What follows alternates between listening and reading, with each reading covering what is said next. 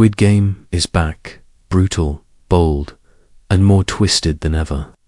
Season 3 just dropped, and whether you're a die-hard fan or a curious binge watcher, here's everything you need to know. No major spoilers, just facts, feelings, and final thoughts. Let's get into it. Season 3 picks up right after the chaos of Season 2. Gi-hun is broken, angry, and determined to destroy the games from the inside. We dive deeper into the power dynamics behind the scenes, meet a few new players, and of course return to horrifying, childhood-inspired death games. This time, the stakes feel higher, the traps are smarter, and the emotional weight hits harder. Let's talk strengths. First, the games. They're visually stunning and creatively terrifying. Jump rope and reverse hide-and-seek were masterfully done. Second, the acting. Lee Jung-jae once again proves why he won an Emmy. His performance is raw, haunting, and deeply human. We also get a gripping subplot from a North Korean defector named Leslie, one of the standout characters this season. And the production value, cinematic. Netflix clearly poured money into this. From neon-soaked arenas to silent, snow-covered forests, every frame is a painting. But it's not all perfect.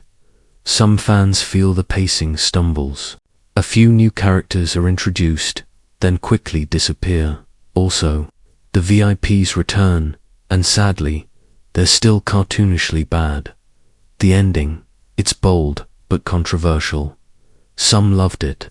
Others felt it betrayed the emotional arc built since Season 1, and yes, there's one scene involving a baby that's already breaking the internet for the wrong reasons. What really makes Season 3 special is its message. It's not just blood and death, it's about guilt, sacrifice, power, and survival in a world designed to break the weak. Creator Wang Dong-huk doesn't hold back. He explores what happens when people lose everything but still choose to fight. It's uncomfortable. It's emotional, but it sticks with you. Squid Game Season 3 isn't perfect, but it's unforgettable. It's darker, deeper, and more divisive than before. If you liked Season 1 and had mixed feelings about Season 2, give this one a shot. It just might pull you back in. I'd rate it a solid 8.5 out of 10.